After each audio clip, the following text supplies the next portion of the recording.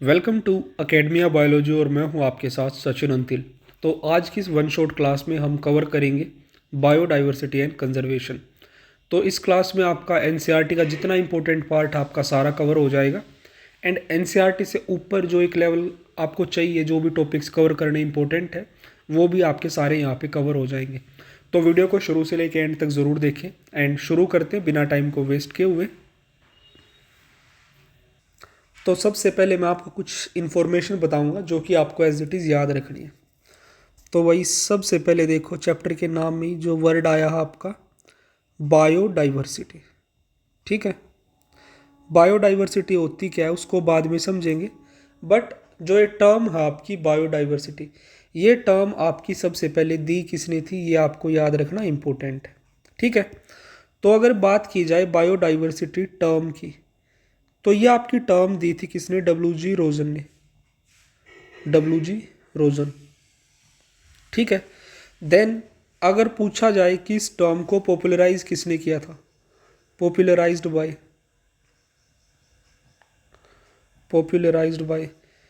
तो यहाँ पे आपको याद रखना है ई विल्सन या एडवर्ड विल्सन। Edward Wilson. ठीक है, देन उसके बाद यहीं पे एक और टर्म आती है आपकी हॉटस्पॉट। टर्म हॉटस्पॉट, तो आपकी जो ये पर्टिकुलर टर्म है हॉटस्पॉट, ये किसने दी थी? आपकी नॉर्मन मायर्स ने। जस्ट ए सेकेंड, वही नॉर्मन मायर्स। तो ये दोनों चीज़ें आपको याद रखनी है। देखो, इकोलॉजी के चैप्टर्स के शुरू में मैंने आपको 4 से 5 साइंटिस्ट के बारे में चीज़ें बताई हैं कि क्या चीज़ किसने दी, एंड 2 ये नई चीज़ें आपकी ऐड हो चुकी उनमें। तो इन सब को याद रखना, क्योंकि यहाँ से डायरेक्टली क्वेश्चन पूछ लिया जाता है कि कौन सी टर्म किसने दी। और अब समझते हैं आपका बायोडाइवर्सिटी क्या है। तो देखो भाई, बायोडाइवर्सिटी सिंपली क्या है? बायोडाइवर्सिटी का सिंपली मतलब होता है किसी भी जगह पे आपकी कितनी अलग अलग टाइप की लिविंग स्पीसीज आपकी प्रेजेंट है। बायो यानी कि आपकी लिविंग ऑर्गेनिज्म, डाइवर्सिटी यानी कि विविधता, उनके डिफरेंट टाइप्स प्रेजेंट होना। तो बायोडाइवर्सिटी को सिंपली हम क्या डिफाइन कर सकते हैं? It is defined as the it is defined as the occurrence of occurrence of different types of different types of different types of species present in present in different types of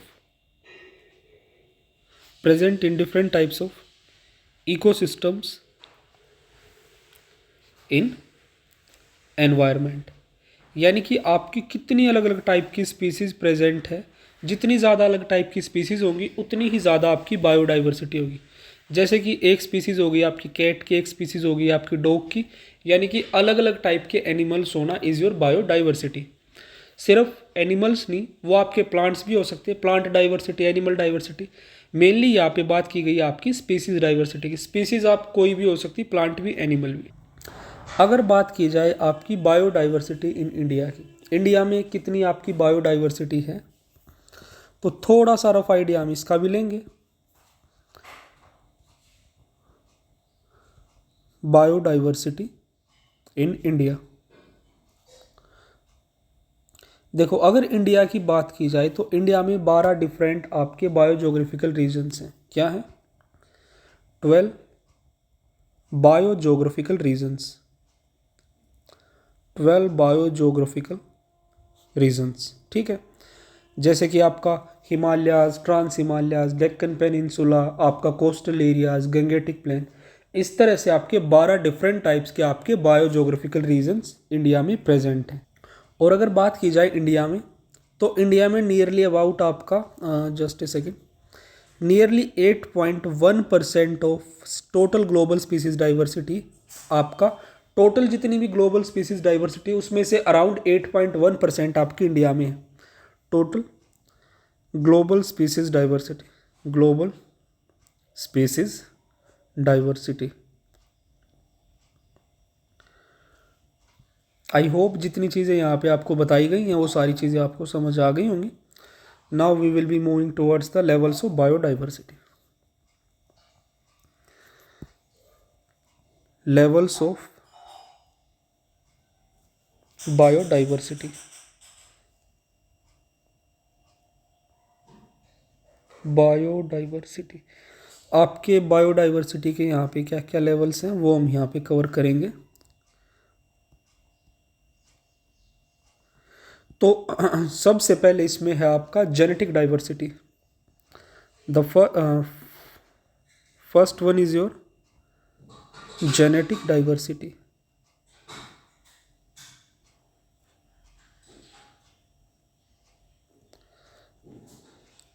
तो देखो भाई genetic diversity क्या है। Number and types of genes and chromosome present in different species and variations in genes and their alleles in same species.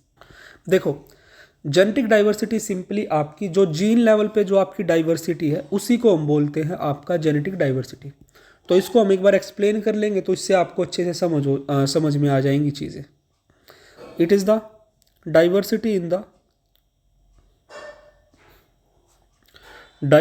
In the number and types of genes, number and types of genes and chromosomes, present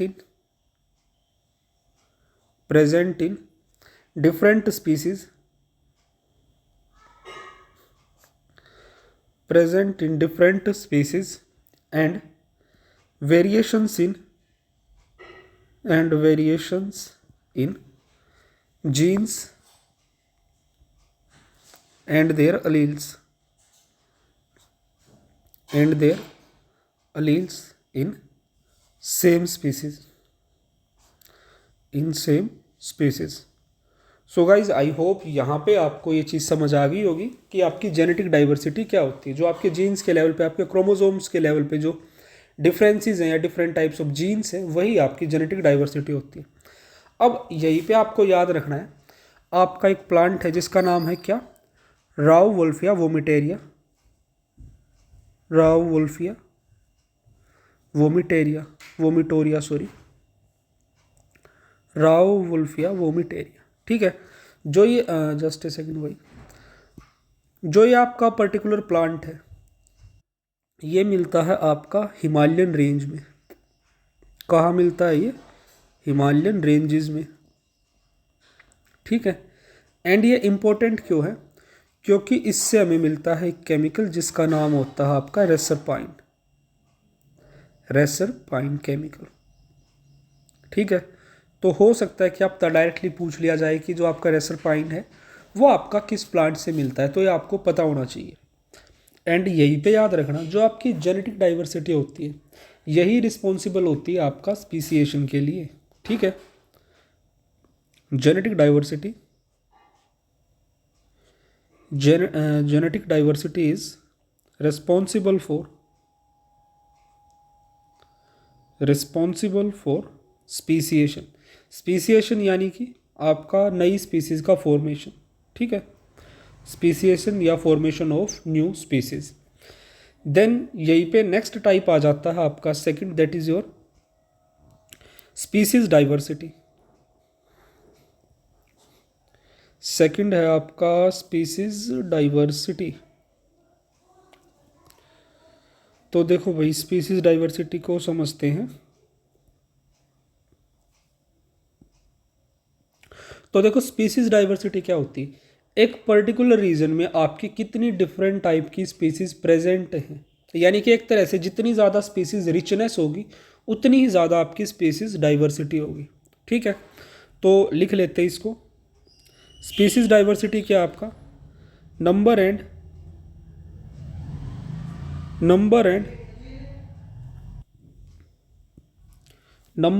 richness of species, number and richness of species of a region comprise species diversity। Comprise species diversity. ठीक है, यानी कि जितनी ज़्यादा number of आपकी species होंगी उतनी ज़्यादा आपकी क्या होगी, स्पीसीज डाइवर्सिटी होगी। या फिर बोल सकते हैं number of species per unit area is called as your species richness. ठीक है, एंड जो आपकी स्पीसीज डाइवर्सिटी होती है वो आपके किसी भी इकोसिस्टम की स्टेबिलिटी के लिए बहुत ज़्यादा इंपॉर्टेंट होती है। ठीक है, it influences stability of an ecosystem, stability of an ecosystem. ठीक है, एंड आपने सुना होगा कि जो एक अपना वेस्टर्न घाट है और एक ईस्टर्न घाट है, तो इन दोनों ही घाट पे अगर बात की जाए तो जो आपका वेस्टर्न घाट है वहाँ की जो स्पीसीज डाइवर्सिटी है वो ज़्यादा है आपके ईस्टर्न घाट से। ठीक है, तो क्या species diversity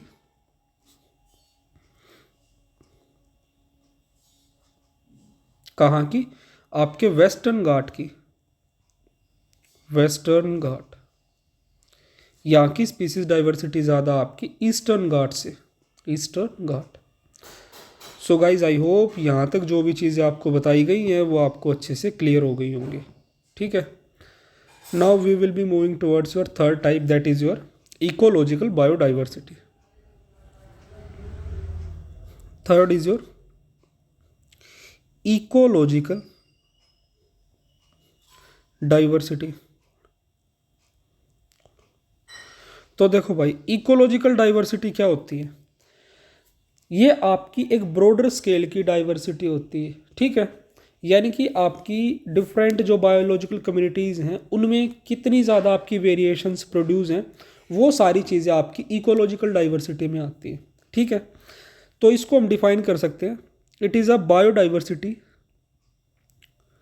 biodiversity on a wider scale, biodiversity on a wider scale. ठीक है, includes variations in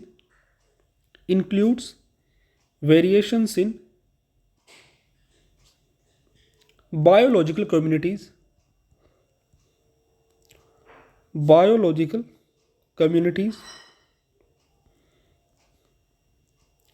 the ecosystem of existing communities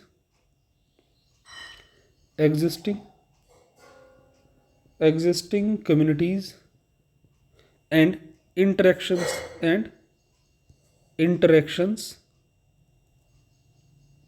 among these levels। ठीक है, आई होप कि आपको जो इकोलॉजिकल डाइवर्सिटी है वो अच्छे से समझ में आ गई होगी। एंड अब जो आपकी इकोलॉजिकल डाइवर्सिटी है इसके भाई 3 टाइप्स होते हैं। क्या होते हैं, इसके 3 टाइप है और वो तीनों टाइप हम यहाँ पे अच्छे से कवर करेंगे। Now let's move towards them. क्या इकोलॉजिकल डाइवर्सिटी,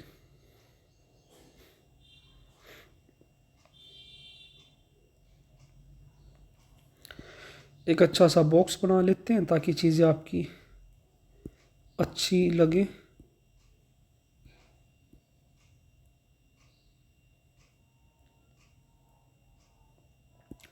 तो देखो भाई, आपके इकोलॉजिकल डाइवर्सिटी के 3 टाइप कौन कौन से हैं, alpha diversity, beta diversity and gamma diversity. One by one तीनों को कवर करेंगे। फर्स्ट इज, शॉर्ट में ही लिखते हैं भाई, समझ जाओगे आई थिंक, अल्फा डाइवर्सिटी। ठीक है, then second is your beta diversity, and third है आपकी गामा डाइवर्सिटी। तीनों ही टाइप को वन बाय वन कवर हम करने वाले हैं, alpha, beta and third is your gamma diversity. Now let's start with alpha diversity. तो अल्फा डाइवर्सिटी क्या होती है, आपकी species diversity within community and habitat. ठीक है, यानी कि आपकी एक पर्टिकुलर एक कम्युनिटी में आप बोल सकते हैं, एक पर्टिकुलर हैबिटेट में जो डाइवर्सिटी होती है वो होती है आपकी अल्फा डाइवर्सिटी। तो क्या होती है आपकी, species diversity, species diversity within community, species diversity within community and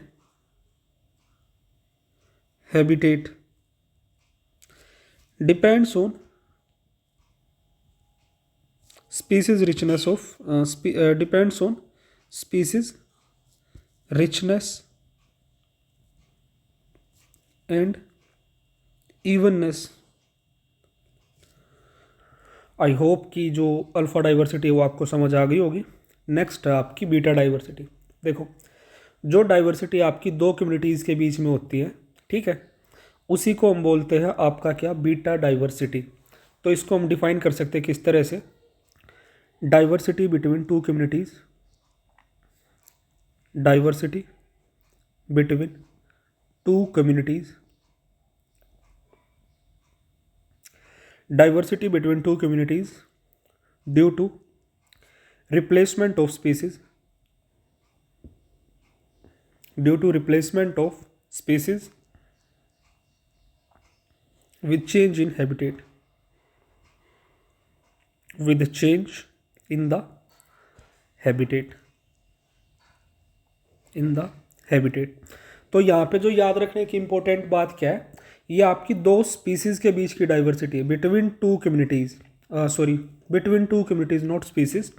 तो ये होती है आपकी बीटा डाइवर्सिटी, जहाँ पे हम एक तरह से आपकी दो अलग अलग हैबिटेट की डाइवर्सिटी को जब कंपेयर हम करते हैं तो उस तरह की जो डाइवर्सिटी है वो है आपकी बीटा डाइवर्सिटी, ठीक है।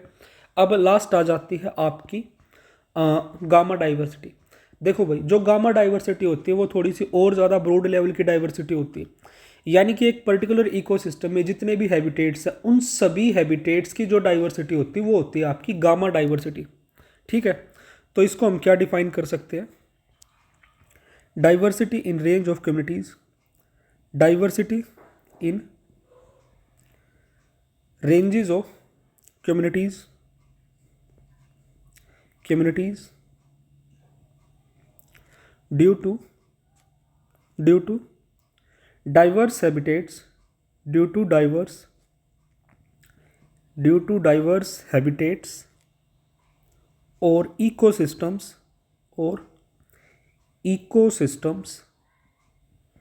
over total landscapes, ठीक है, not land space, it's landscapes. So guys, I hope कि इकोलॉजिकल डाइवर्सिटी के जो तीनों टाइप है वो आपको अच्छे से समझ आ गए होंगे। तो इसी के साथ हमारा जो डाइवर्सिटी वाला ये पार्ट था वो कंप्लीट होता है। थोड़ा सा इसको एडजस्ट कर देते हैं भाई आपका, एक सेकेंड भाई, जस्ट ए सेकेंड।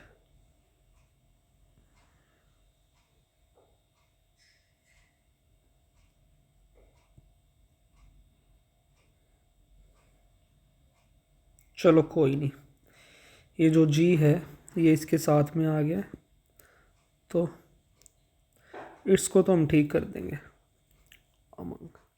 ठीक है। तो मूव करते हैं नेक्स्ट पार्ट। अच्छा, यहीं पे मैं एक छोटी सी चीज़ आपको और बताता हूँ जो कि एज इट इज़ आपको याद रखनी है, मे भी क्वेश्चन आ जाए वहाँ से भी। दो केमिकल्स होते हैं आपके, एक केमिकल आपका क्यूनोन, एक है केमिकल क्यूनोन, ठीक है, एंड दूसरा केमिकल है आपका टेक्सोल। तो इनके बारे में मैं थोड़ा सा आपको बताऊंगा जो कि एज इट इज़ याद रख लेना। जो तुम्हारा क्यूनोन है ये यूज़ होता है किसके लिए, आपका मलेरिया के लिए, ठीक है, मलेरिया को ट्रीट करने के लिए। और जो टेक्सोल है इट इज़ एंटी कैंसरस, ठीक है, एंटी कैंसरस। तो एक तो दो चीज़ें ये याद रखना कि दोनों ही कंपाउंड किस चीज़ के लिए यूज़ होते हैं। The quinine is used for malaria and taxol is used against your cancer. अब सवाल यहाँ पे जो नेक्स्ट बनता है वो क्या है कि जो ये आपके कंपाउंड से मिलते कहाँ से। तो क्यूनोन मिलता है आपका चिंचोना,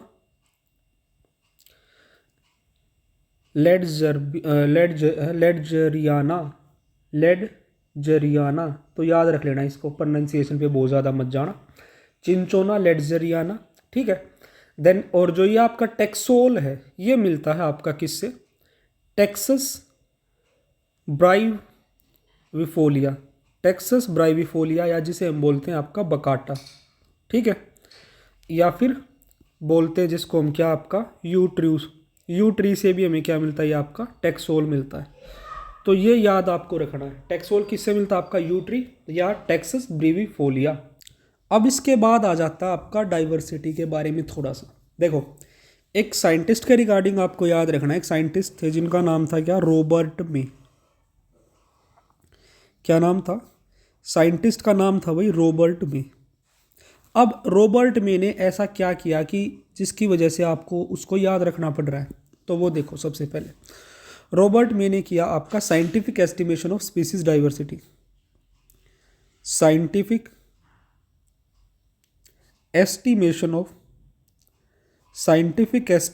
ऑफ स्पीसीज डाइवर्सिटी, ठीक है, यानी कि कितनी स्पीसीज आपकी अवेलेबल हैं यहाँ धरती पे, उनका एक साइंटिफिक तरीके से एस्टिमेट निकाला किसने, रॉबर्ट मे ने, and that is around your, जो कि लगभग है आपका कितना, 7 मिलियन। तो ये आपको याद रखना है यहाँ पे। अब इसमें से देखो जो ये 7 मिलियन है, इस 7 मिलियन में आपकी लगभग 70% कितनी है, 70% आपके क्या हैं, एनिमल्स हैं, एंड अराउंड 20% आपकी 22% मान लो, 22% आपके क्या हैं, प्लांट्स हैं, ठीक है। और जो ये 70% है, इस 70% में भी आपके मोस्टली 97% क्या हैं, इस 70% के 90% क्या हैं आपके इनवर्टिब्रेट्स हैं, 70% में भी 97% आपके, 70% के भी 97% इनवर्टिब्रेट्स हैं, इनवर्टिब्रेट्स, ठीक है। और उस 97% इनवर्टिब्रेट्स में भी 70% तुम्हारे क्या हैं, 70% तुम्हारे हैं इंसेक्ट, कितने, 70% आपके इंसेक्ट हैं, ठीक है। तो यानी कि एनिमल्स में सबसे ज़्यादा इनवर्टिब्रेट्स हैं और इनवर्टिब्रेट्स में भी सबसे ज़्यादा क्या हैं आपके इंसेक्ट्स हैं। तो ये आपको याद रखना है। अब एनसीईआरटी जब तुम खोलोगे 12th क्लास की, तो उसमें तुम्हारा कुछ पाई चार्ट की फॉर्म में डायग्राम से दे रखे, उन डायग्राम्स में कुछ इन्फॉर्मेशन है जो कि आपको याद रखनी है, क्योंकि देर आर हायर चांसेस कि वहाँ से डायरेक्टली क्वेश्चन पूछ लिया जाए। तो इन्फॉर्मेशन कुछ इस तरह से है, इनवर्टिब्रेट्स में सबसे ज़्यादा क्या है आपके इंसेक्ट्स, देन आपके मोलस्क्स, देन आपके क्रस्टेशियंस, ठीक है। हो सकता है कि आपसे इस तरह से क्वेश्चन पूछ लिया जाए, इनको एक सीरीज में अरेंज करना, ठीक है। इस तरह के क्वेश्चंस आते हैं भाई, जो सही बढ़िया लेवल का पेपर जो सेट करता है, तो ऐसे क्वेश्चन देखने को मिलते हैं। फिर नेक्स्ट आता है आपका वर्टिब्रेट्स। तो वर्टिब्रेट्स में सबसे ज़्यादा आपकी क्या है, फिशेस, ठीक है।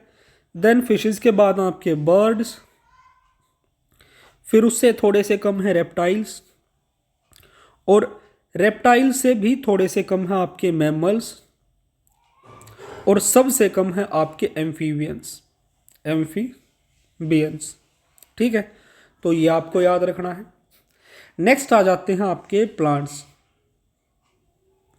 अब प्लांट्स में देखो, प्लांट्स में सबसे ज़्यादा है फंजाई, फंजाई से थोड़े से कम एंजियोस्पर्म, देन आपकी एल्गी है, उसके बाद है आपके क्या मोसिस, देन आपके फर्न्स एंड एलीज, एंड उससे सबसे कम फिर आपके हैं लाइकेंस, ठीक है। तो ये कुछ इस तरह से आपके पाई चार्ट में ये आपकी इंफॉर्मेशन दे रखी है, ठीक है।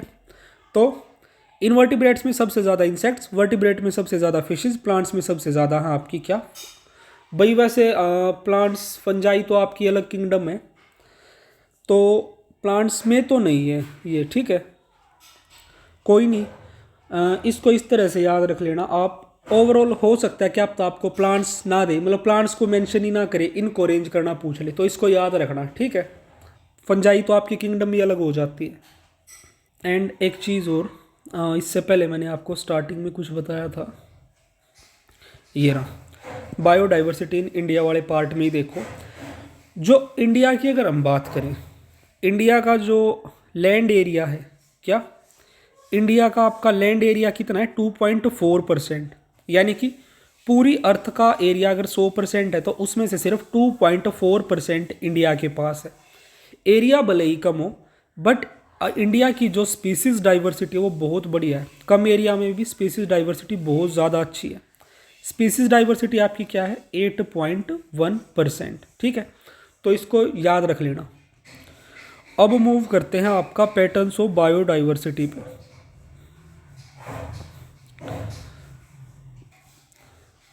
Next is your patterns of biodiversity. Patterns of biodiversity.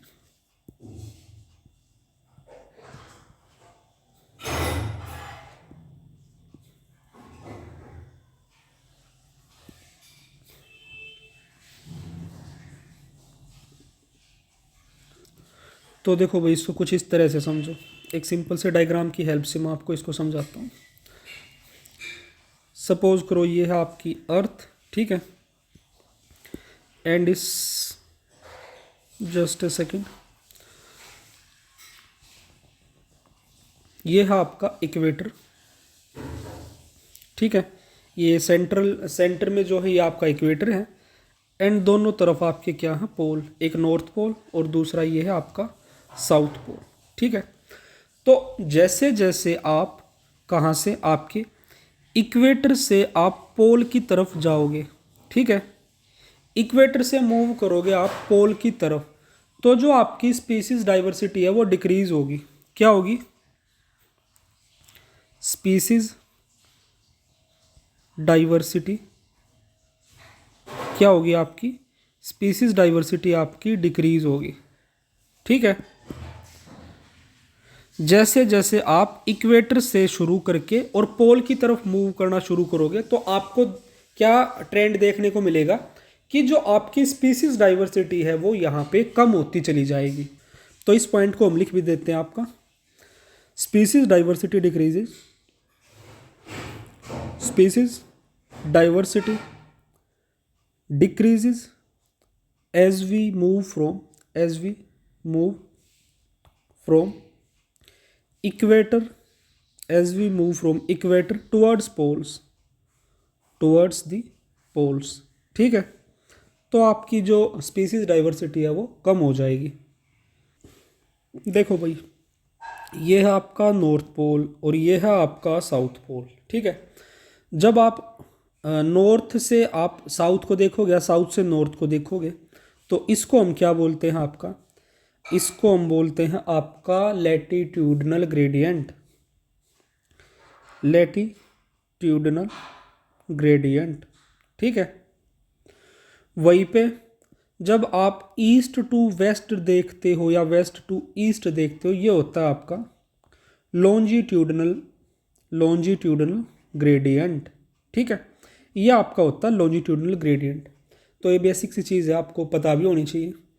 फिर यहीं पे आती है फिर आपकी एक कर्व जिसको हम बोलते हैं आपका स्पीसीज एरिया रिलेशनशिप, ठीक है। लेट्स सी एक सेकंड भाई, उससे पहले एक चीज़ और देखो, यहाँ पे मैं आपको ना कुछ इन्फॉर्मेशन बताऊंगा जो कि आपको एज इट इज़ याद रखनी। देखो, याद रखना, लार्जेस्ट बायोजोग्राफिकल रीजन 12, मैंने आपको क्या बताया था शुरू में, 12 जोग्राफिकल रीजन्स है आपके। तो उनमें से लार्जेस्ट बायोजोग्राफिकल रीजन कौन सा आपका, वो है आपका डेक्कन पेनिनसुला, ठीक है। फिर नेक्स्ट है आपका most biodiversity rich region, most biodiversity diversity, rich region. आपका वो रीजन जिसमें सबसे ज़्यादा आपकी बायोडाइवर्सिटी है वो है आपके वेस्टर्न घाट्स। ठीक है, तो भाई हो सकता है कि यहाँ से डायरेक्ट क्वेश्चन आपसे पूछ लिया जाए, तो इस इंफॉर्मेशन को भी आपको रिटेन करके रखना है। कुछ एक दो क्वेश्चन जो होते हैं ना, मतलब आउट ऑफ एनसीईआरटी पूछ ले जाते हैं, वो इसी तरह के क्वेश्चन मिलते हैं आपको। तो इन दोनों चीज़ों को अच्छे से याद करके रख लेना। Now we will be moving towards your species area relationship. Species area relationship.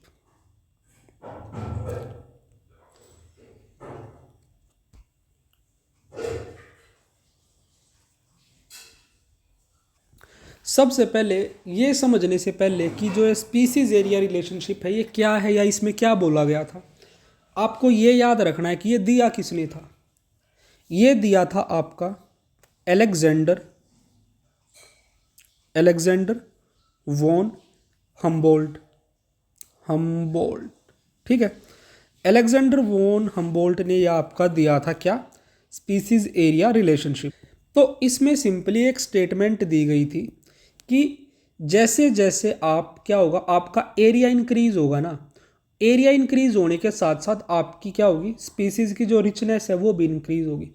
But ये जो स्पीसीज की रिचनेस इंक्रीज हो रही है एरिया के साथ, ये एक लिमिट तक ही इंक्रीज होगी। ठीक है, उस लिमिट के बाद आप कितना ही एरिया बढ़ा लो, आपकी स्पीसीज नहीं बढ़ने वाली। ये था आपका स्पीसीज एरिया रिलेशनशिप में। ठीक है, तो इसको लिख भी देते हैं। proposes that species richness increases with increasing area up to a certain limit।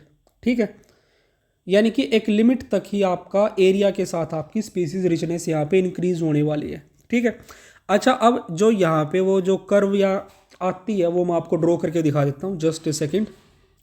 तो देखो भाई, कुछ इस तरह की आपकी इसमें एक कर्व आती है। इसमें एक तो जो चीज़ इंपॉर्टेंट है याद रखनी, ये कर्व आपकी कैसी होती है, ये होती है आपकी रेक्टेंगुलर हाइपरबोला। कैसी है, रेक्टेंगुलर हाइपरबोला है। फिर इसमें आपको याद रखनी है एक चीज़ और, जो ये आपका लॉग स्केल पे जो लॉगरिदमिक है, यहाँ पे एक इक्वेशन आती है जो कि आपको एज इट इज़ याद रखनी, जो कि है क्या, log s is equal to log c plus z log a। Directly paper में आपसे बिल्कुल एज इट इज़ सिंपली ये स्टेटमेंट पूछ ली जाएंगे, 4 ऑप्शन दे देंगे, उसमें इस तरह से दे देंगे log c is equal to z log a plus log s, मतलब कुछ न कुछ एरर करके। बट आपको इसमें जो करेक्ट जो आपकी स्टेट है वो आपको इसमें पता होनी चाहिए। ठीक है, तो एक तो ये आपको याद रखनी है। फिर यहीं पे दूसरी आती है आपकी रेक्टेंगुलर हाइपरबोला वाले में, s is equal to C A Z. एक इक्वेशन आपको भाई ये याद रखनी है। ठीक है, ये 2 इक्वेशन आपको बिल्कुल एज इट इज़ याद रखनी है, s is equal to C A Z, and दूसरी ये है आपकी log s is equal to log c plus z log a। ठीक है, एंड ये कैसी कर्व होती है, आपकी रेक्टेंगुलर हाइपरबोला होती है। अब इसमें देखो, जो तुम्हारा s है, क्या चीज़ है, जो तुम्हारा s है, s क्या है, s है आपकी स्पीसीज रिचनेस, s आपकी स्पीसीज रिचनेस है। z क्या है आपका, स्लोप ऑफ लाइन है, स्लोप ऑफ लाइन है। एंड c है क्या आपका, y इंटरसेप्ट है। ठीक है, तो इनमें से और कुछ ना पूछे, बट देर आर चांसेस कि क्या पता आपसे s पूछ ले कि s आपका यहाँ किस चीज़ को रिप्रेजेंट कर रहा है, तो ये चीज़ें आपको पता होनी चाहिए। एंड इसी के साथ साथ यहाँ पे एक और इम्पोर्टेंट चीज़ है, वो देखो भाई, जो तुम्हारा z है, यानी कि जो आपका स्लोप ऑफ लाइन है, ये लाई करता है आपका 0.1 टू 0.2 की बीच में। ठीक है, जो आपके इकोलॉजिस्ट थे उन्होंने डिस्कवर किया, जो आपकी z की वैल्यू है it lies in the range of 0.1 to 0.2। एक ये चीज आपको याद रखनी है, इकोलॉजिस्ट्स, एक सेकेंड भाई, ecologists found that the value of z lies between 0.1 to 0.2। जो आपकी z की वैल्यू है, ठीक है, जो क्या है वैल्यू ऑफ z, ये लाई करती है आपकी 0.1 से 0.2 के बीच में। ये बिल्कुल अच्छे से आप लोगों को याद रखनी है, ठीक है, इंपॉर्टेंट है भाई, क्या पता आपसे इस पॉइंट में भी क्वेश्चन आपसे पूछ लिया जाए। अब एनसीईआरटी में एक और यहाँ पे एग्जाम्पल दे रखा है। आपने क्या देखा, z की वैल्यू 0.1 से 0.2 के बीच में लाई करती है। एनसीईआरटी में एक एग्जाम्पल दे रखा है जिसमें आपकी जो स्लोप है वो आपका 1.15 है। ये और देखना किसके लिए, तो ये चीज़ और याद रखनी है आपको, किसके लिए, जो आपके फ्रूगीवोरस बर्ड्स हैं, फ्रूगीवोरस बर्ड्स यानी कि फ्रूट ईटिंग बर्ड्स हैं जो, ठीक है, फ्रूट ईटिंग बर्ड्स एंड आपके जो मैमल्स हैं, mammals in tropical forest, mammals in tropical forest, ठीक है, इनके लिए जो आपका स्लोप है वो क्या मिला था, 1.15। स्लोप कितना था आपका, 1.15 आपका स्लोप था। तो ये आपको याद रखना है, स्लोप कितना था आपका 1.15, किसके लिए, फ्रूगीवोरस फ्रूट ईटिंग बर्ड्स के लिए और मैमल्स इन ट्रॉपिकल फॉरेस्ट के लिए। ये जितनी इन्फॉर्मेशन यहाँ पे मैंने बताई आपकी सारी एनसीईआरटी में दे रखी है। आई होप यहाँ तक जो जो चीज़ें आपको बताई गई हैं सारी क्लियर हो गई होंगी। अब देखो भाई, यहाँ तक आपको बायोडाइवर्सिटी समझ आ गया है। अब नेक्स्ट क्वेश्चन आता है कि बायोडाइवर्सिटी की इंपॉर्टेंस क्या है, क्यों हमें चाहिए biodiversity. Importance of biodiversity।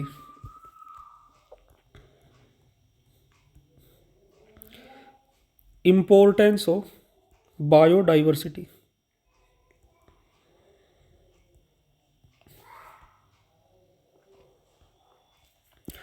Biodiversity की आपकी इंपॉर्टेंस क्या है, क्यों हमें बायोडाइवर्सिटी चाहिए।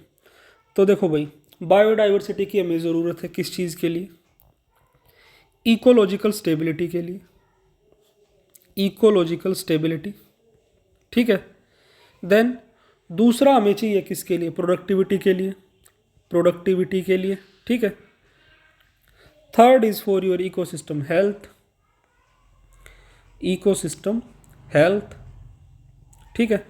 इन सब चीज़ों के लिए हमें चाहिए आपकी बायो, साथ साथ आपकी इकोसिस्टम सर्विसेज के लिए, इकोसिस्टम सर्विसेज के लिए, ठीक है। अच्छा, अब यहीं पे एक छोटा सा एक साइंटिस्ट के बारे में छोटी सी इंफॉर्मेशन आपको और याद रखनी है। साइंटिस्ट का नाम आपका डेविड टिल्लू यानी कि डेविड टिलमैन, ठीक है। तो भाई जो आपका डेविड टिलमैन है, डेविड टिलमैन ने ऐसा क्या किया था कि जिसकी वजह से आपको इसे याद रखना पड़ेगा, वो हम देखते हैं। देखो, जो डेविड टिलमैन था इसने बताया था कि जो आपकी इंक्रीज्ड डाइवर्सिटी होगी ना, यानी कि जितनी ज़्यादा डाइवर्सिटी होगी उतनी ज़्यादा आपके इकोसिस्टम में प्रोडक्टिविटी होगी, ठीक है।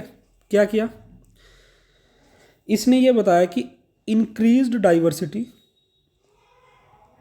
Increased diversity contributed to higher productivity, higher productivity। तो देखो भाई, टिलमैन ने क्या किया था, सिंपली टिलमैन ने ऑब्जर्व किया, मान लीजिए आपका एक प्लॉट ये है और एक प्लॉट ये है, ठीक है। अब मान लीजिए हर एक, ये एक स्पीसीज़ है, इस पे एक स्पीसीज़ इसमें है, ठीक है, एक दूसरी स्पीसीज़ है, एक दूसरी स्पीसीज़ यहाँ है, यहाँ एक और स्पीसीज़ है, फिर यहाँ एक और स्पीसीज़ है, यहाँ आपकी एक और स्पीसीज़ है। तो डेविड टिलमैन ने क्या बताया कि मान लीजिए आपका प्लॉट 1 था, ठीक है, और ये आपका प्लॉट 2 है। यहाँ पे आपकी कितनी स्पीसीज़ है, यहाँ पे है आपकी 2 स्पीसीज़ और यहाँ पे है आपकी 5 स्पीसीज़।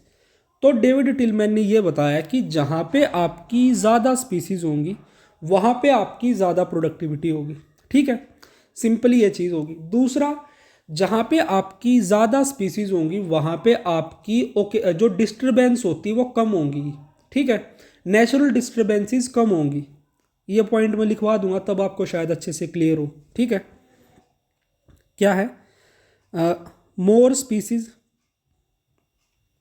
मोर प्रोडक्टिविटी, ज़्यादा स्पीसीज तो ज़्यादा प्रोडक्टिविटी। ठीक है, और सेम ज़्यादा स्पीसीज होंगी तो क्या होगा, ज़्यादा स्टेबिलिटी होगी, ज़्यादा स्टेबिलिटी। और ज़्यादा स्पीसीज होंगी तो क्या होगा आपकी, लेस डिस्टर्बेंसेस, डिस्टर्बेंस कम होंगे। ठीक है, नेचुरल डिस्टर्बेंस या मैन मेड डिस्टर्बेंस। एंड उसी के साथ साथ और क्या होगा, जो आपकी एबिलिटी होती है आपके इकोसिस्टम की to resist invasion by alien species, more ज़्यादा स्पीसीज होंगी तो क्या होगी, ability to resist invasion of alien species, invasion of alien species. यानी कि जितनी ज़्यादा स्पीसीज की डाइवर्सिटी होगी आपकी, उतनी ही जो बाहर की एलियन स्पीसीज होंगी उनको फैलने से रोकने की जो एबिलिटी होगी वो आपकी ज़्यादा होगी आपके उस हैबिटेट में। Ability to resist invasion of alien species increases. तो ये चीज़ आपको याद रखनी है, जितनी ज़्यादा आपकी स्पीसीज डाइवर्सिटी होगी उतनी ज़्यादा बढ़िया है। अब उसी के रिगार्डिंग स्पीसीज से रिलेटेड आपकी यहीं पे आती है एक राइवेट पॉपर हाइपोथेसिस। क्या, राइवेट पॉपर हाइपोथेसिस, पॉपर हाइपोथेसिस। ठीक है, तो इस पर्टिकुलर हाइपोथेसिस में क्या बताया गया था वो समझने से पहले एक बार ये याद रख लेना कि ये इसको दिया किसने था। तो जो आपकी पर्टिकुलर ये हाइपोथेसिस है, this was given by Paul Ehrlich, Paul Ehrlich. ठीक है, ये आपकी हाइपोथेसिस किसने दी है, आपकी पॉल एलरिच ने हाइपोथेसिस दी है। बिल्कुल सिंपल भाषा में समझो, इस हाइपोथेसिस में ये बताया गया था, मान लीजिए कोई आपका एक प्लेन है, एरोप्लेन है। अगर उस एरोप्लेन में क्या है, कोई पैसेंजर जाते वक्त उस एरोप्लेन का एक नट निकाल ले जाए तो उस एरोप्लेन पे कोई इफेक्ट पड़ेगा। इनिशियली जब सिर्फ एक नट निकलेगा तो कोई इफेक्ट नहीं पड़ेगा। सीट से मान लीजिए वो नट निकाला, वो सीट से निकाला है किसी ने, तो एरोप्लेन की उड़ने पे या किसी चीज़ पे कोई असर नहीं पड़ेगा। ऐसा मान लीजिए 100 बार होता चला जाए तो मे बी सीट्स के नट निकलेंगे तो प्लेन के उड़ने पे तो कोई असर नहीं पड़ेगा। बट इन केस कोई एक पैसेंजर आपका ऐसा नट निकाल ले जो कि आपके एरोप्लेन के जो विंग्स है उन विंग्स को जोड़ने का काम कर रहा है, तो क्या आपका प्लेन उड़ पाएगा, बिल्कुल भी नहीं उड़ पाएगा। तो इस हाइपोथेसिस में यही बताया गया था कि आपकी धीरे धीरे अगर हम एक एक पेज निकाल के या एक एक पार्ट आपके एरोप्लेन का निकालते चले जाएंगे तो वो आपका एरोप्लेन है वो आपका क्या हो जाएगा, कमज़ोर हो जाएगा। ठीक है, बट कुछ पार्ट आपके ऐसे भी होते हैं जो बाकी पार्ट से ज़्यादा इंपॉर्टेंट होते हैं, जैसे कि आपके विंग्स के जो पार्ट होंगे, अगर विंग्स का कोई भी पार्ट हम निकाल लेंगे तो आपका एरोप्लेन उड़ नहीं पाएगा। तो ये चीज़ यहाँ पे समझाई गई है। यहाँ पे जो आपका एरोप्लेन है वो आपके इकोसिस्टम को रिप्रेजेंट कर रहा है, और जो एरोप्लेन के जो आपके पार्ट्स हैं वो वहाँ पे आपकी स्पीसीज को रिप्रेजेंट कर रहे हैं।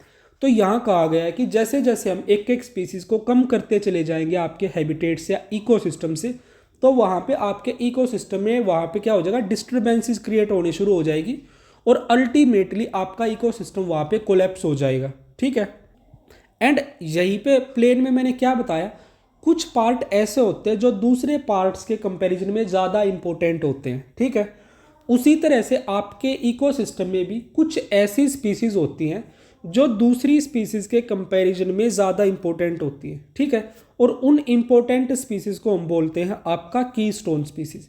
अब एक बार इस राइवेट पॉपर हाइपोथेसिस को लिख लेते हैं और फिर समझते हैं कीस्टोन स्पीसीज क्या है।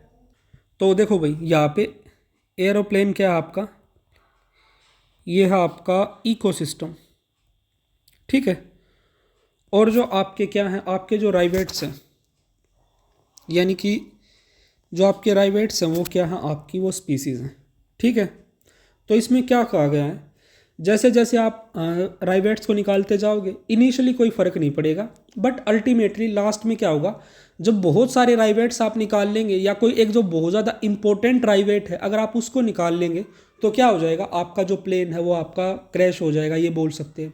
ठीक है, तो ये इसमें बोला गया। अब कुछ स्पीसीज ऐसी होती है जो बाकी स्पीसीज के कंपैरिजन में ज़्यादा इंपॉर्टेंट होती हैं, तो वो हम समझते हैं क्या, की stone species.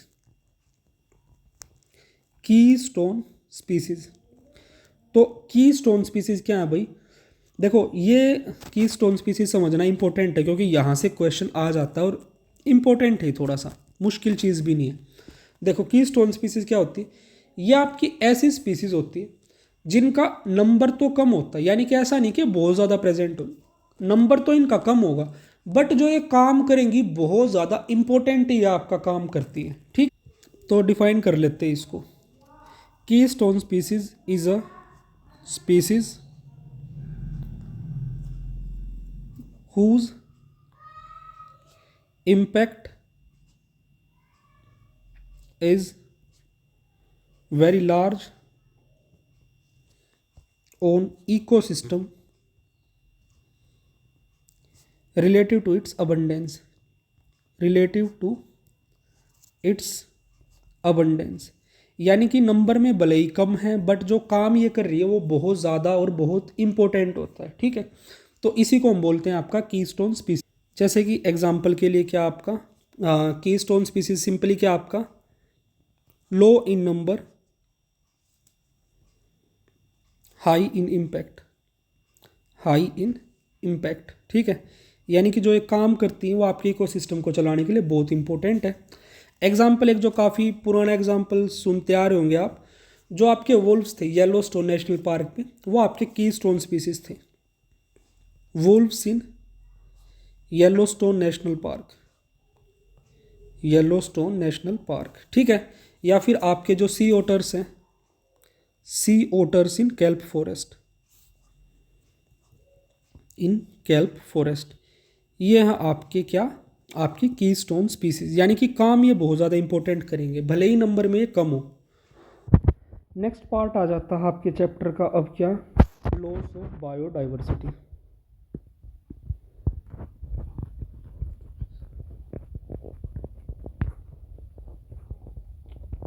Loss of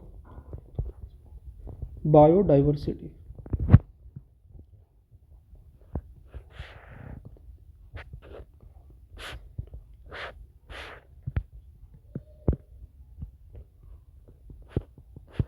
loss of biodiversity.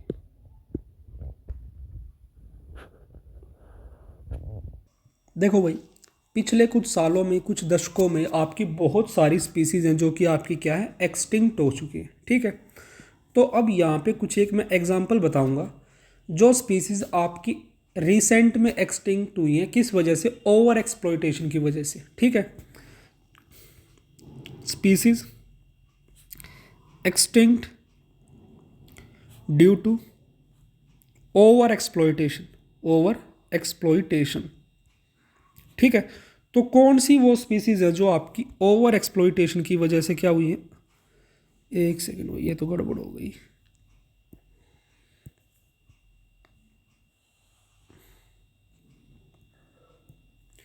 अरे यार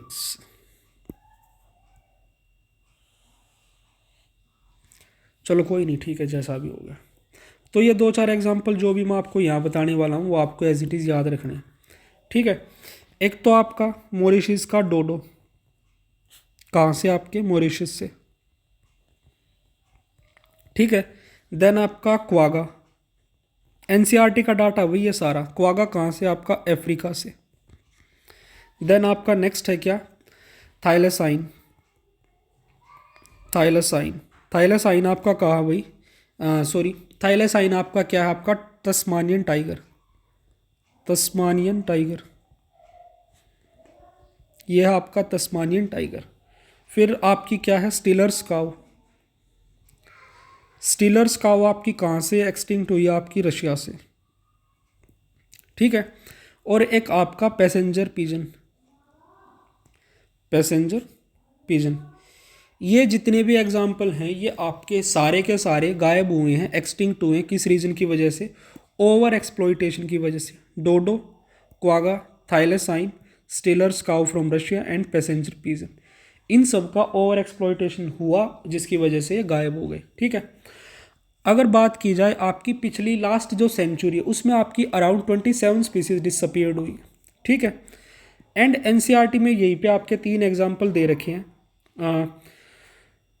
एक और एग्जाम्पल है भैया आपका टाइगर का, जो आपका ओवर एक्सप्लॉइटेशन की वजह से गायब हुए। टाइगर की 3 आपकी सब स्पीसीज है। कौन सी? बाली टाइगर, जावन टाइगर, जावा का जो आपका टाइगर था, एंड आपका कैस्पियन टाइगर। ये भी आपके ओवर एक्सप्लॉइटेशन की वजह से गायब हुए हैं। एंड ये तीनों क्या हैं आपके? These are sub species of tiger, sub species of tiger. तो ये सारे आपके जो एनिमल्स हैं ये ओवर एक्सप्लॉइटेशन की वजह से विलुप्त हो चुके हैं। एंड यहीं पे याद रखना, अब तक आपकी हिस्ट्री में टोटल कितने हुए? 5 मास एक्सटिंक्शंस हो चुके हैं। क्या? 5 mass extinctions in history. 5 mass extinctions in history. अब तक 5 आपके एक्सटिंक्शंस हैं जो कि हिस्ट्री में हो चुके हैं। और उनमें से अगर आप देखो तो जो आपका केटी बाउंड्री वाला जो एक्सटिंक्शन था, क्या? केटी बाउंड्री एक्सटिंक्शन, केटी बाउंड्री एक्सटिंक्शन था। ठीक है। ये केटी बाउंड्री एक्सटिंक्शन क्या है? जो कि था आपका क्रिटेशियस और टर्शियरी पीरियड के बीच में, between Cretaceous and tertiary period,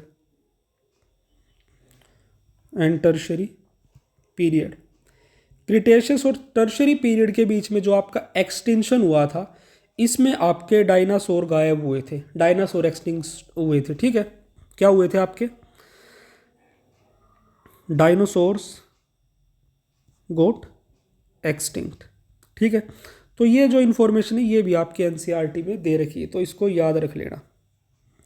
फिर आपकी एनसीईआरटी में 4 रीजंस दे रखे हैं, मतलब जो सबसे बड़े मेजर रीजंस हैं आपके एक्सटिंक्शन के, जिनको हमने क्या बोला है आपका? द एविल क्वाड्रेट,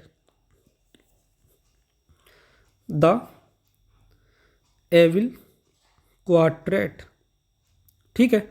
यानी कि 4 ऐसे कारण जिनकी वजह से सबसे ज़्यादा एक्सटिंक्शन हुआ है। उसमें सब क्या क्या है आपका?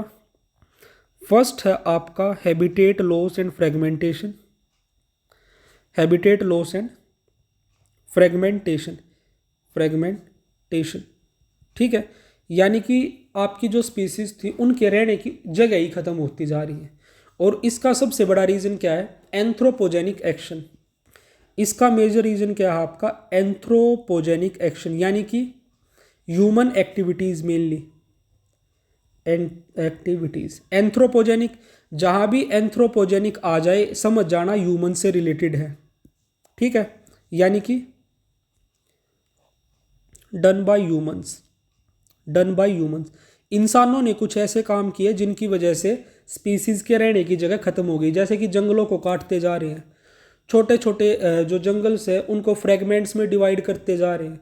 तो इन सब रीजंस की वजह से क्या है, बहुत सारी स्पीसीज के रहने को जगह ही नहीं है, जिसकी वजह से उनके हैबिटेट लॉस की वजह से वो गायब हो गई। एंड याद रखना, जो तुम्हारा हैबिटेट जो ये तुम्हारा क्या है, एविल क्वाड्रेट में तुम्हारे क्या है? 4 रीजंस हैं। उन 4 रीजंस में सबसे जो मेजर रीजन है वो यही है। ठीक है। हैबिटेट लॉस, ये क्या है आपका? मेजर कोज ऑफ एक्सटिंक्शन, ठीक है। चारों रीजन में सबसे बड़ा कारण आपका यही है, habitat loss and fragmentation. Then यहीं पे सेकंड आ जाता है आपका क्या? Second is your over exploitation, ठीक है। यानी कि ज़रूरत से ज़्यादा यूज़ करना चीज़ों को। जैसे अब ये पीछे एग्जांपल बताएं, ये सारे आपके किस वजह से ख़त्म हुए हैं? ओवर एक्सप्लॉइटेशन की वजह से ही आपके एनिमल्स गायब हुए हैं। थर्ड आ जाता है आपका क्या? एलियन स्पीसीज इन्वेजन, यानी कि एक पर्टिकुलर एरिया में बाहर की कोई दूसरे देश की कोई स्पीसीज आ गई, जिसकी वजह से वहाँ की जो नेटिव पॉपुलेशन थी वो वहाँ से ख़त्म हो गई। Alien species invasion. अब जो ये तुम्हारा एलियन स्पीसीज इन्वेजन वाला है, यहाँ पे मैं आपको कुछ एग्जाम्पल बताऊंगा इन्वेजिव स्पीसीज के, वो आपको याद रखनी है। तो सबसे पहले याद रखना आपका नील पर्च, ठीक है। देन दूसरा पार्थीनियम। पार्थीनियम किसको बोलते हैं हम, आपकी जो गाजर का घास बोलते हैं, ठीक है। Then third is your lantana camara. Lantana camara, ये सारी भाई आपकी इन्वेजिव स्पीसीज हैं, ठीक है। देन आपका आइकोर्निया क्रेसिपस, एक सेकंड भाई, आइकोर्निया क्रेसिपस, ठीक है। उसके साथ साथ है आपकी क्या, क्लेरियस, क्लेरियस गैरिपाइनस, ठीक है। ये क्लेरियस सॉरी क्या है, एक सेकंड, ग्रेपाइनस, ये क्या है आपकी, ये है आपकी African catfish, African catfish. Then उसके अलावा आपका eupatorium, eupatorium, eupatorium odoratum, odoratum, ठीक है। और आपका periplaneta americana, periplaneta americana, americana, ठीक है।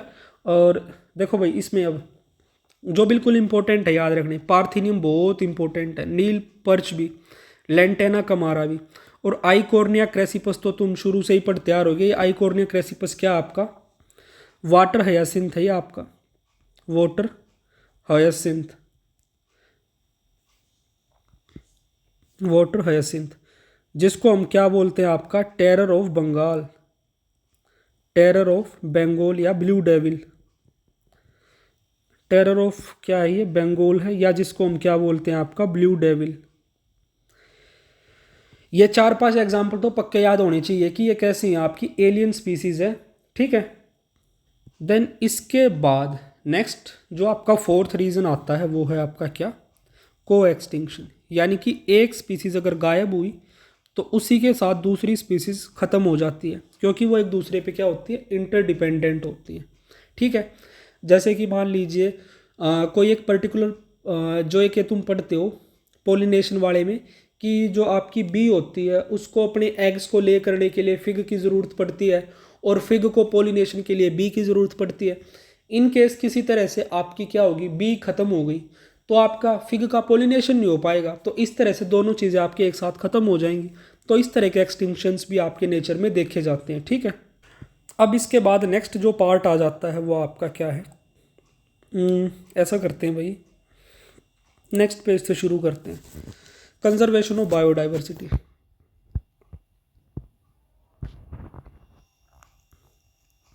बायोडाइवर्सिटी कंजर्वेशन, यानी कि आपकी बायोडाइवर्सिटी को हम किस तरह से बचा सकते हैं।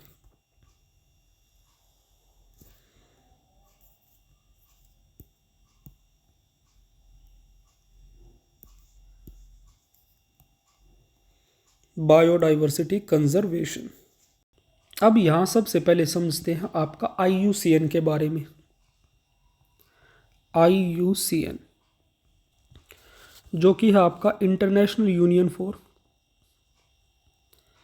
इंटरनेशनल, भाई कई बार एब्रीवेशंस को एलेबरेट करना भी आ जाता है, एक्सपेंड करना, तो पता होना चाहिए IUCN क्या आपका international union of, international union for conservation of, international union for conservation of nature, ठीक है। यह है आपका IUCN।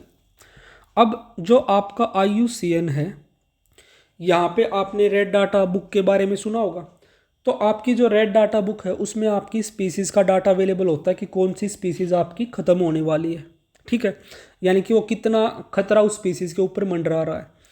तो वहीं पे आपकी अलग अलग 4-5 कैटेगरीज होती हैं, ठीक है।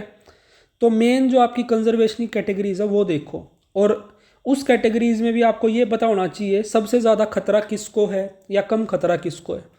तो वो हम देखने वाले हैं, क्या आपकी 5 main conservation categories, 5 main conservation categories, 5 main conservation categories. तो देखो भाई, उन 5 कैटेगरीज में सबसे ऊपर आती है एक्सटिंक्ट, यानी कि जो पहले ही आपके ख़त्म हो चुके। तो सबसे पहले क्या आएंगे आपकी एक्सटिंक्ट, ठीक है।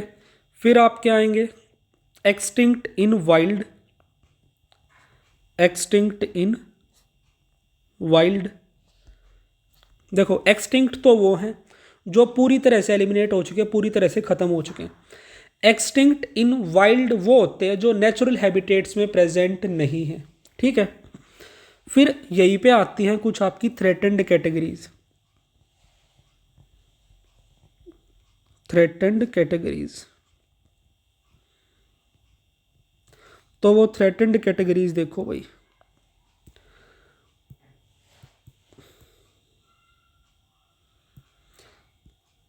देखो थ्रेटेंड कैटेगरीज में आपकी क्या आ जाएंगी, आपकी critically endangered, critically endangered, endangered यानी कि जो बहुत ज़्यादा तगड़े रिस्क पे हैं ख़त्म होने के, ठीक है। फिर आ जाएंगे आपकी एंडेंजर्ड, एंडेंजर्ड, ठीक है। एंड फिर आ जाएंगे आपके वल्नरेबल। वल्नरेबल आपके वो हो जाते हैं कि फिलहाल उनकी पॉपुलेशन क्या है, ठीक ठाक है, बट अगर इसी तरह से जो आपका इन्वायरमेंट चेंज होता रहा, एक्टिविटीज़ चलती रही, तो फ्यूचर में वो भी खतरे में आ जाएंगे आपके, ठीक है।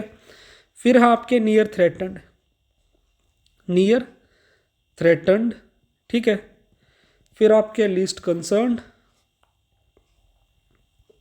Least concerned. अब इसमें देखो सबसे इंपॉर्टेंट कौन से हैं। एक्सटिंक्ट वाला तो पता चल जाएगा, याद रहेगा, एक्सटिंक्ट है, फिर उससे नीचे थोड़ा सा एक्सटिंक्ट इन वाइल्ड है। फिर है आपका क्रिटिकली एंडेंजर्ड, एंडेंजर्ड और वनरेबल। इन चारों को तो ज़रूर याद रखना। सबसे ज़्यादा खतरे में कौन से, एक्सटिंक्ट इन वाइल्ड वाले, और सबसे कम वाले कौन से हैं आपके, वनरेबल वाले, ठीक है। तो इस तरह से जो ये आपकी क्या है, जो आपकी मेन कैटेगरीज है, इनको थोड़ा सा याद रख लेना। हो सकता है कि आप इनको भी खतरे के बेसिस पे अरेंज करना आ जाए। अब देखो भैया आगे, आगे क्या है आपका, जो आपकी एनसीईआरटी है, एनसीईआरटी में कुछ आपके प्रोटेक्टेड एरियाज़ के नाम दे रखे हैं, ठीक है। पहले मैं वो एनसीईआरटी वाला डाटा बता देता हूँ, फिर उसके बाद जो आपकी कंजर्वेशन स्ट्रेटजी है ना, डिटेल में बताऊँगा इन सिटू एक्स सिटू क्या है, ठीक है। एनसीईआरटी वाले एग्जाम्पल देखो पहले, प्रोटेक्टेड एरियाज जो आपके एनसीईआरटी में मैंशनड हैं।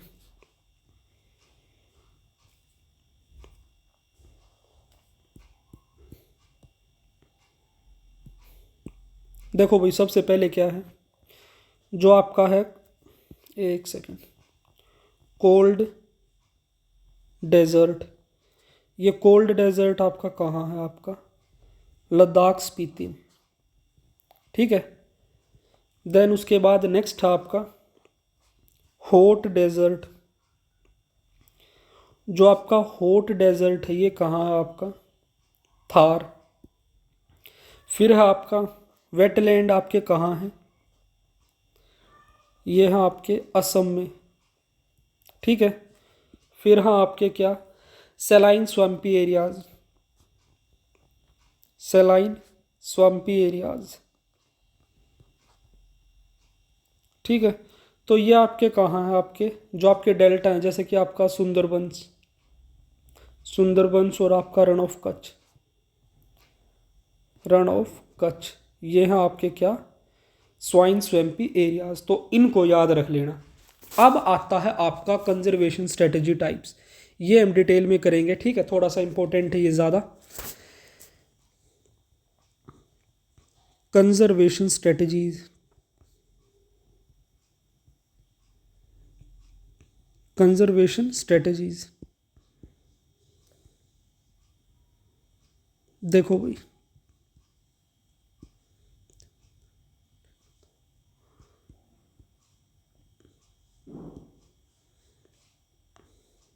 देखो भाई, कंजर्वेशन स्ट्रेटजीज में आ जाते हैं। सबसे पहले पहले क्या है आपका in situ methods.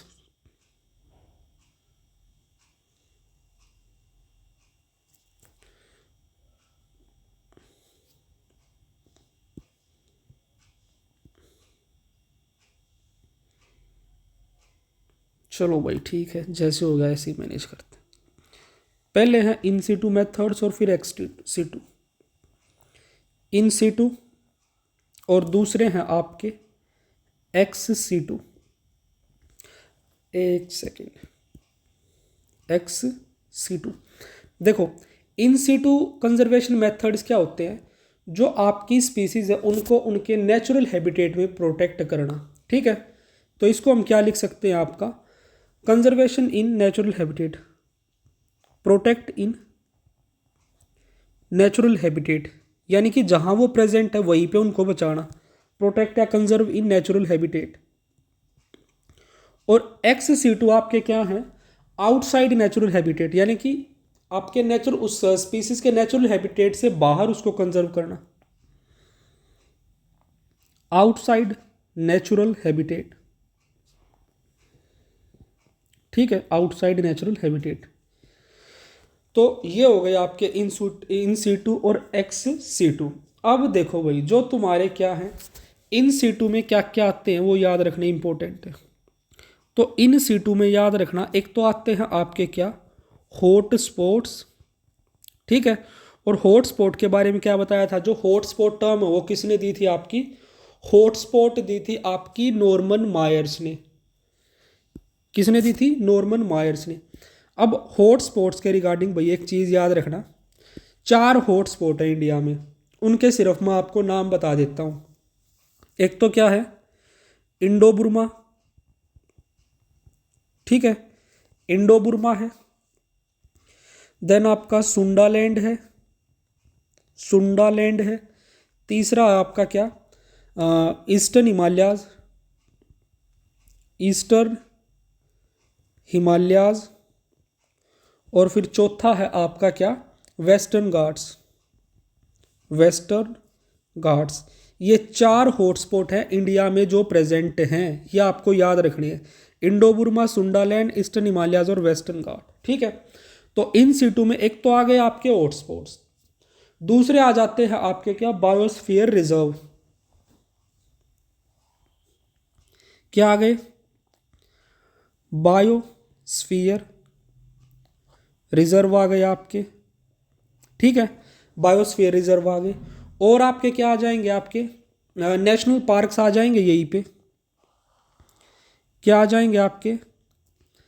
National parks, national parks.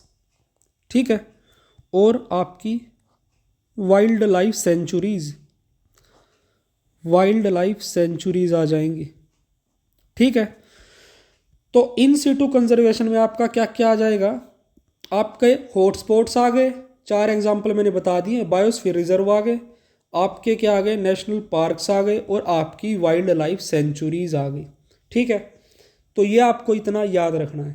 अब एक्स सीटू कंजर्वेशन में आ जाओ। एक्स सीटू कंजर्वेशन में आ जाएंगे आपके क्या क्या, जैसे कि आपके क्या आपके बोटेनिकल गार्डन्स, बोटेनिकल गार्डन्स। इसको ऐसा करते हैं भाई, थोड़ा सा ठीक कर लेते हैं इस चीज़ को। एक तो आ गए बोटेनिकल गार्डन्स, तो एक चीज़ बिल्कुल दिमाग में फिट करके रखना। क्या चीज़?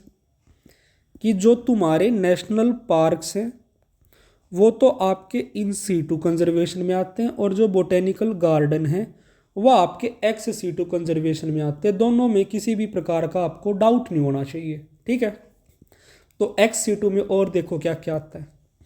बोटेनिकल गार्डन्स हो गए, आपके सीड बैंक्स हो गए, देन उसके बाद आपके क्रायो प्रिजर्वेशन हो गई आपका, जस्ट ए सेकेंड,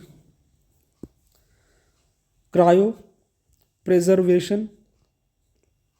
ठीक है, उसके साथ साथ आपके क्या हो गए? आपके जूलॉजिकल पार्क हो गए, जूलॉजिकल पार्क। ठीक है। देखो नेशनल पार्क तो इन सीटू है, और जूलॉजिकल पार्क और आपके बोटेनिकल गार्डन क्या है, आपके एक्स सीटू हैं। कंफ्यूज मत होना किसी भी तरीके से। उसके बाद आपके आ जाएंगे क्या, एक्वेरिया, ठीक है। और उसके बाद आपके क्या, आपके सीड बैंक्स। सीड बैंक्स में जैसे कि आपके क्या हो सकते हैं, देखो वैसे लिखवा चुका हूँ मैं, जैसे कि आपके ऑर्चर्ड्स, ठीक है। एंड एक यहाँ पे एग्जांपल याद रखना आपका आर्बोरेटा। आर्बोरेटा क्या होता है आपके, वो गार्डन जिनमें आपके ट्रीज और आपकी श्रब्स प्रेजेंट होती हैं, ठीक है। आर्बोरेटा क्या होता है आपके, garden with trees and shrubs, trees and shrubs. So guys I hope यहाँ तक जितनी चीज़ें आपको बताई गई हैं वो सारी चीज़ें आपको अच्छे से याद हो गई होंगी। अब यहाँ पे एक चीज़ देखो भाई, मैं एक छोटी सी चीज़ आपको बताने वाला हूँ। देखो जस्ट ए सेकेंड, एक टेबल में ड्रॉ करता हूँ फिर बताता हूँ।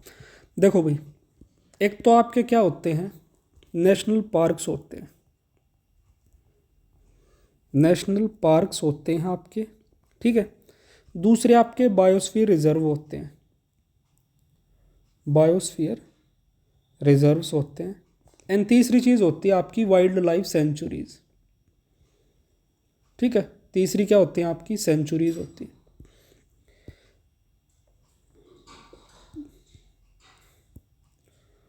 तो अब इसमें देखो, national parks, biosphere reserves and आपकी सेंचुरीज।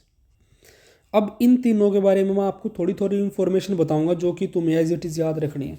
एक तो first national park of India क्या था आपका, Jim Corbett.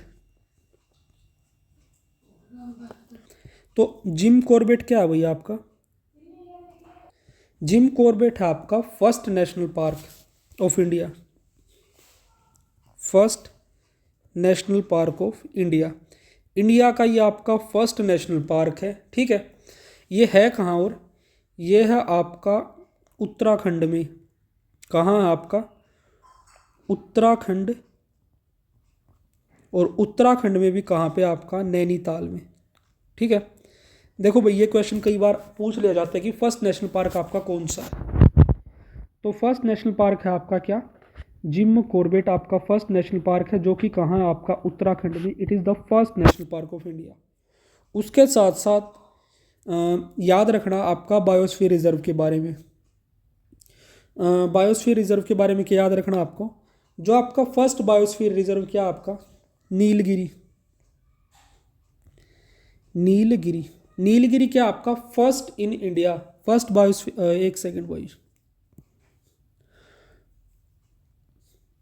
First biosphere reserve in India. India का पहला बायोस्फीयर रिजर्व है। इसके बारे में और क्या याद रखना आपको, ये कहाँ पे आपका, ये है आपका तमिलनाडु केरला, तमिलनाडु केरला दोनों याद रखना, ठीक है।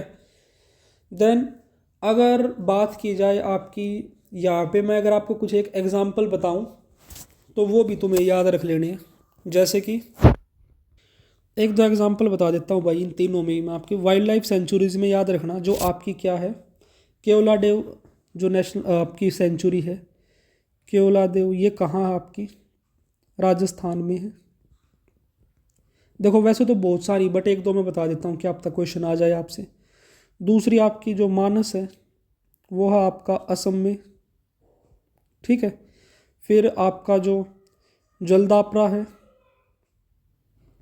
ये है आपका कहाँ, वेस्ट बंगाल में, ठीक है। तो ये याद रख लेना। एंड यहीं पे अगर हम बात की करें पहले नेशनल पार्क देख लेते हैं। कुछ एक नेशनल पार्क के एग्जांपल और मैं आपको बता देता हूँ, याद रख लेना उनको। तो आपका जो काजीरंगा है,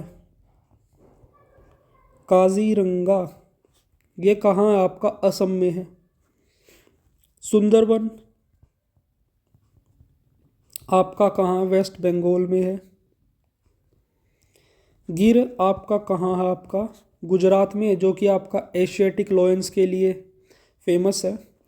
कान्हाजी नेशनल पार्क आपका एमपी में है। देखो एक दो जितने याद रखे जा सके वो याद रख लेना, दिमाग पे ज़्यादा जोर मत डालना, ठीक है, बस इतने काफ़ी हैं, और मत करो इसमें। फिर आ जाता है आपका बायोस्फीयर रिजर्व की, ठीक है। तो बायोस्फीयर रिजर्व में भाई याद रख लेना आपका, जैसे कि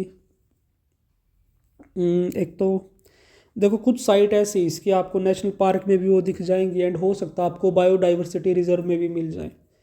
एक है आपका नंदा देवी बायोस्फीयर रिजर्व, नंदा देवी, ये कहाँ आपका उत्तराखंड में ये है, ठीक है। फिर आपका एक है मन्नार, मन्नार आपका कहाँ है, तमिलनाडु में है, ठीक है। देन आपका पंचमारी, ये कहाँ आपका मध्य प्रदेश में। फिर आपका मानस, ऑलरेडी बता चुका हूँ मैं, असम में। ये दो चार आपके एग्जाम्पल है मैंने जो आपको बता दिए, ये आपको याद रखने हैं। एंड अब यहीं पे याद रखना जो तुम्हारा बायोस्फीयर रिजर्व होते हैं, क्या चीज़, जो तुम्हारे बायोस्फीयर रिजर्व है इनके बारे में याद रखना। ये बहुत ज़्यादा प्रोटेक्टेड एरियाज होते हैं, ठीक है।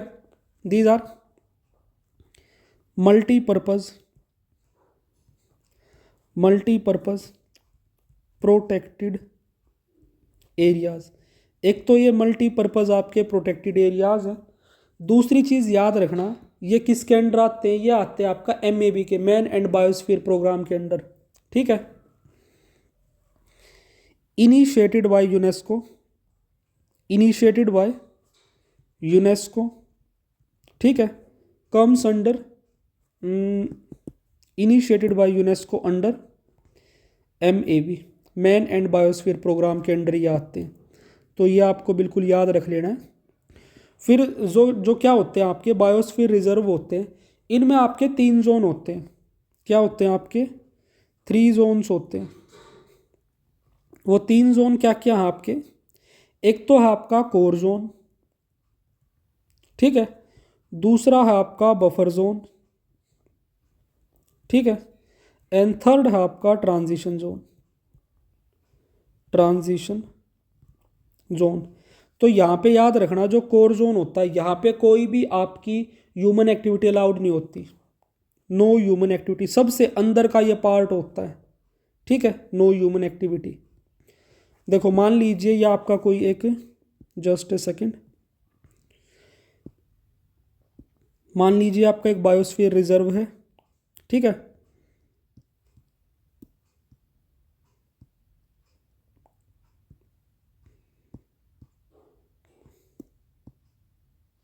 ठीक है, तो इसमें जो सबसे पहले लिखा गया ये हो गया फर्स्ट आपका core zone, this is first, this is second and this is third. ये हो गया आपका सेकंड जोन, ये हो गया आपका थर्ड जोन। जो तुम्हारा थर्ड जोन है यहाँ पे आपको ह्यूमन सेटलमेंट्स वगैरह देखने को मिलती हैं, यानी कि आपको इंसानों की एक्टिविटीज़ यहाँ पे देखने को मिल सकती हैं, ठीक है। तो जो कोर जोन है ये सबसे ज़्यादा इंपॉर्टेंट है भाई, यहाँ पे कोई भी ह्यूमन एक्टिविटी आपकी अलाउड नहीं होती कोर जोन में, ठीक है, ये आपको याद रखना है।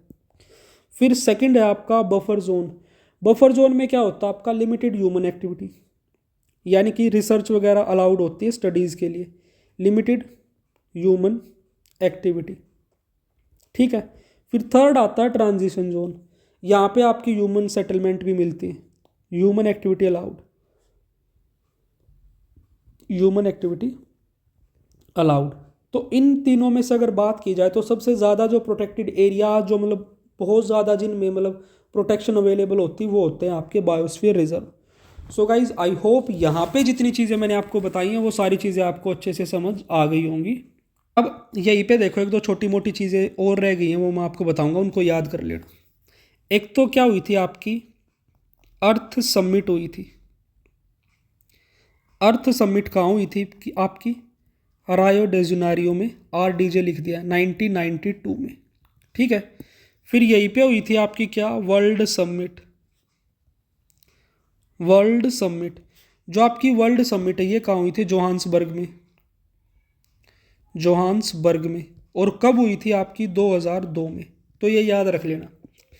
उसी के साथ साथ एक होता है WWF, ये क्या होता है आपका world wide fund for nature, world wild fund for nature, ठीक है।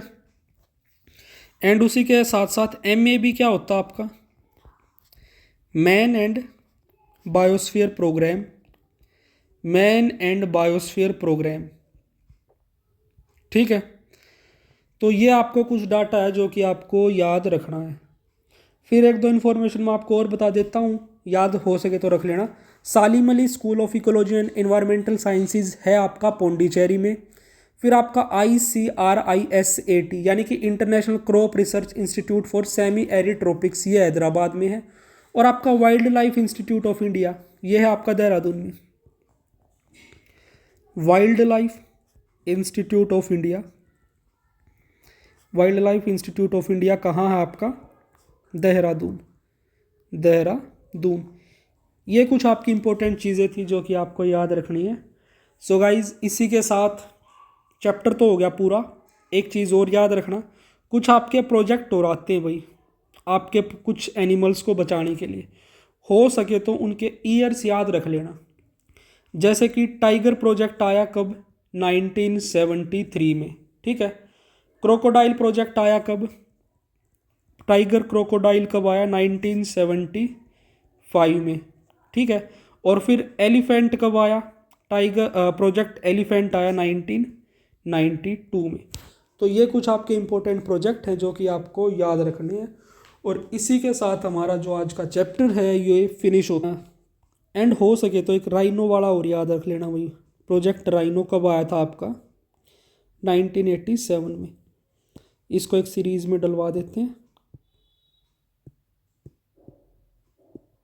ठीक है, ताकि सीरीज में आप इन चीज़ों को याद रख पाओ। तो इनको और थोड़ा सा याद रख लेना और अपना जो ये चैप्टर है पूरा हो जाता है। अच्छा, एक रामसार साइट्स करके भी होता है।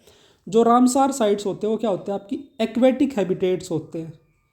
ठीक है, तो उनको कंजर्व करने के लिए होता है। तो बहुत ज़्यादा डिटेल में जाने की ज़रूरत नहीं है, सिर्फ इतना याद रख लेना, रामसार साइट आपके एक्वेटिक हैबिटेट्स को कंजर्व करने के लिए। अगर आज क्या वन शॉट पसंद आया हो तो कमेंट करके ज़रूर बताना, लाइक शेयर सब्सक्राइब कर देना। And thank you for watching me carefully, stay tuned for the next one.